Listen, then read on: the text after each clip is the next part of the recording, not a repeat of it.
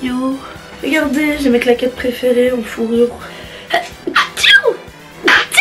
Waouh, cette vidéo commence vraiment très bien. Salut tout le monde, j'espère que vous allez bien. Aujourd'hui on se retrouve pour une nouvelle vidéo. Je suis censée filmer plein de vidéos super chouettes cette semaine, mais what happened? Je suis tombée malade, insupportable. Je reporte ces vidéos à la semaine prochaine. Donc normalement, la semaine prochaine, vous allez avoir une vidéo sur tout ce qui se passe avec Wono, sur Super M, parce qu'apparemment mon avis vous intéresse. Et c'est déjà beaucoup. Aujourd'hui je vais vous parler de mes une populaire opinion. K-pop, communauté K-pop, K-pop, communauté K-pop, édition.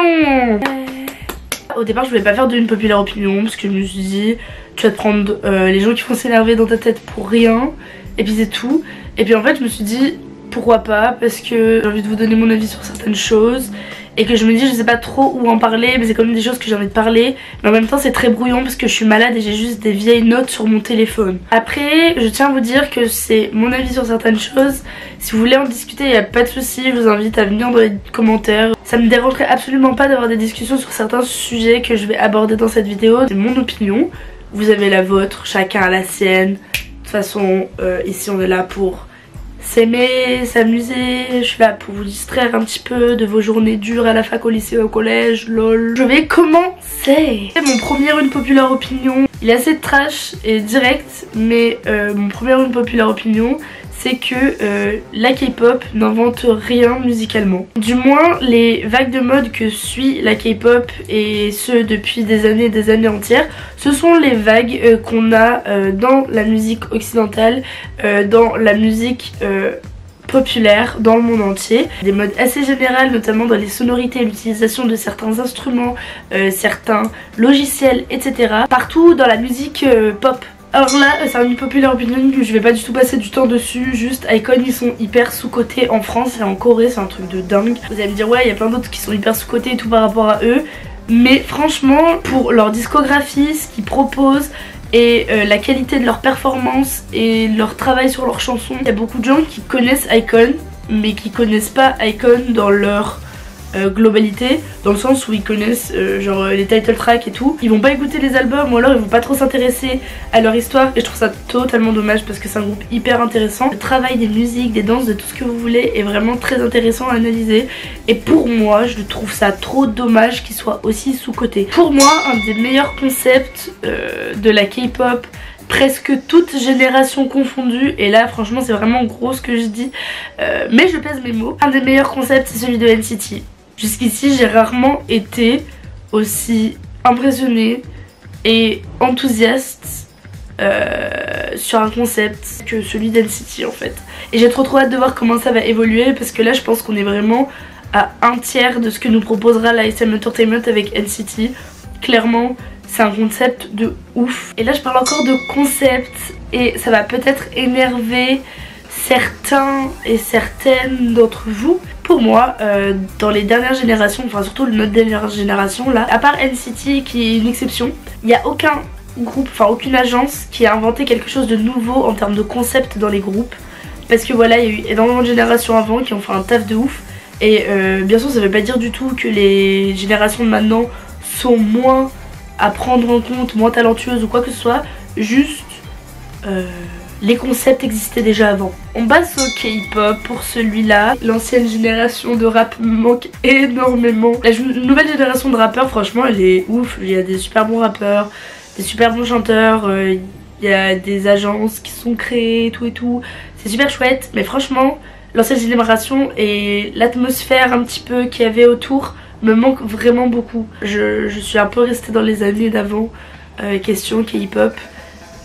Les nouveaux artistes je les écoute, mais ce que j'écoute en boucle bah, c'est des vieux sons, du coup bah je pense que ça va avec aussi ce que j'écoute. En termes de concept et de musique, pour moi, parce que je sais que ça diffère de beaucoup de personnes, mais pour moi les anciens albums de BTS sont vraiment les meilleurs. Les nouveaux albums, j'ai un peu du mal à accrocher de ouf, et je sais que je fais partie des rares personnes à penser ça, parce que la plupart des gens que je connais qui écoutent du BTS, bah ils sont graves sur les nouveaux albums, et moi je me sens un peu seule dans les vieux albums de BTS, tout ça. Donc si vous faites partie de ces personnes là, montrez-vous s'il vous plaît. Ça c'est une populaire opinion qui touche la K-pop, mais en même temps qui est plus dans le monde des K-dramas, mais pour moi Dio, donc du groupe EXO, Do Kyung-soo, de la nouvelle génération d'acteurs, c'est un des meilleurs, si ce n'est le meilleur acteur. Il fait des performances de ouf. Et franchement, en termes de jeu et tout, je suis assez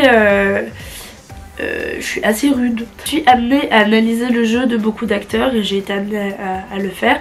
Et c'est vrai que y a une espèce de chose qui se passe dans le monde des dramas, c'est-à-dire qu'un acteur va avoir à peu près le même rôle, le même archétype, il va suivre le même archétype de type de personne dans tous les rôles qu'il va faire. Je vais prendre un exemple, par exemple Lee Jong-suk, il a tout le temps le même genre de rôle, même si ce sont des rôles qui sont très différents, la manière de jouer et d'exprimer ce rôle est assez ressemblant, alors que Dio, il a vraiment une palette de jeux super grande. En tant que personne fan de jeux, je trouve que le jeu de Dio est vraiment très très beau et que c'est vraiment, il mérite plus, genre plus de reconnaissance en tant qu'acteur. C'est une opinion que j'ai et qui m'énerve un petit peu, c'est par rapport à Hyuna qui est ma chanteuse préférée, et je trouve qu'elle n'a pas assez de reconnaissance par rapport au fait qu'elle est une des femmes qui a le plus contribué à l'émancipation de l'image de la femme et de l'acceptation de certains sujets dans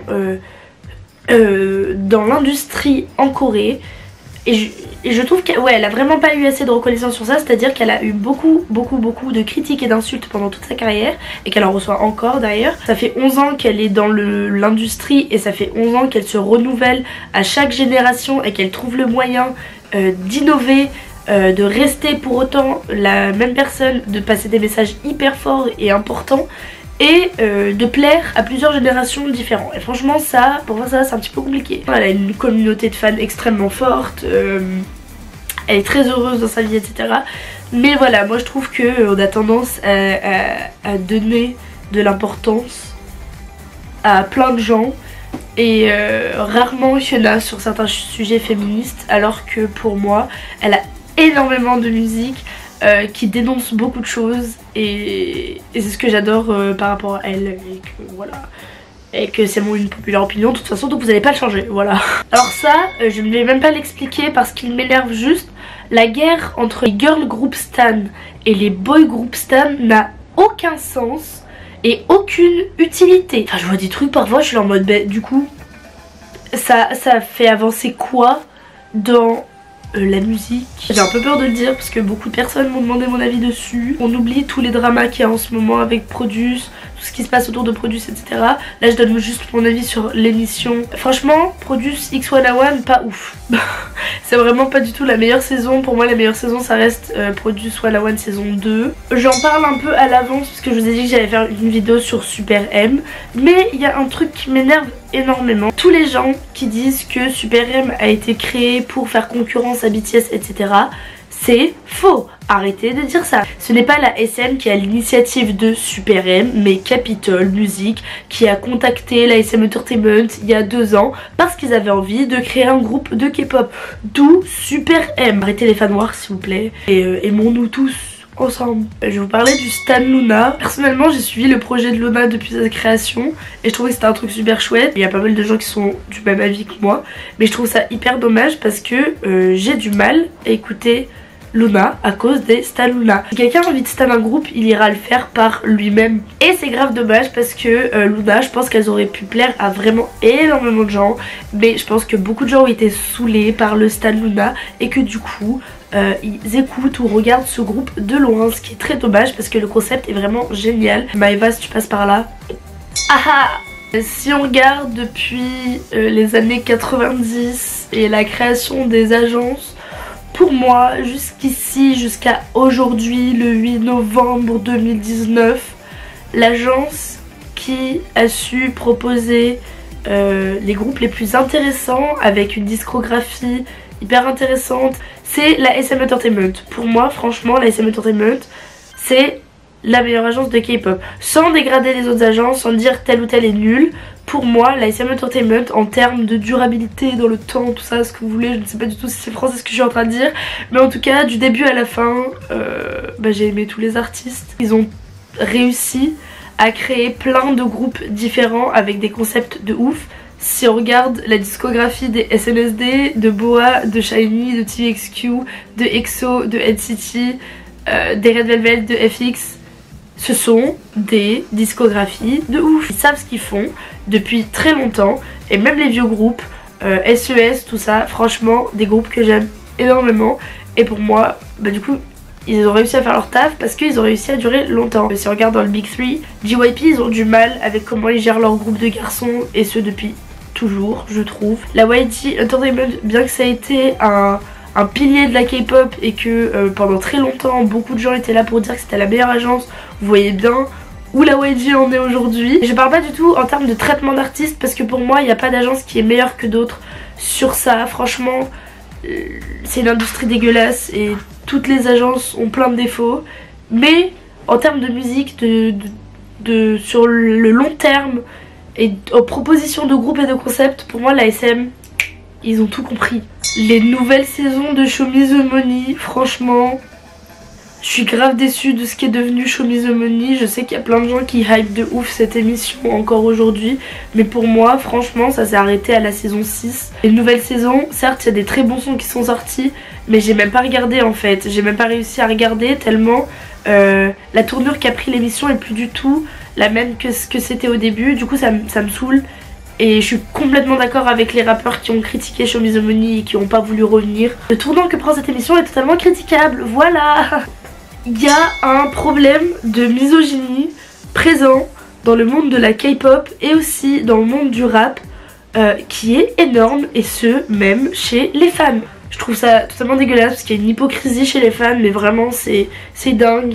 Bien sûr il y en a plein qui sont pas comme ça, mais il y en a énormément qui le sont. Ça commence à m'énerver à la longue.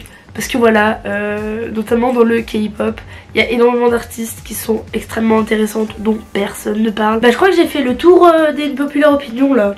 Bah c'est déjà pas mal je trouve. Maintenant je vous invite à aller dans les commentaires me donner les vôtres. Bien sûr on reste dans le respect de tout le monde et on m'insulte pas parce que là franchement j'ai grave la flemme, je suis trop malade. N'hésitez pas à venir me suivre sur les réseaux sociaux si vous ne me connaissez pas ou si vous ne me suivez simplement pas.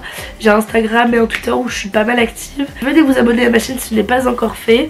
Je vous invite à aller venir me soutenir sur Utip. J'aimerais bien m'acheter un fond et un adaptateur de micro. Si vous regardez une pub, ça me fait 1 centime.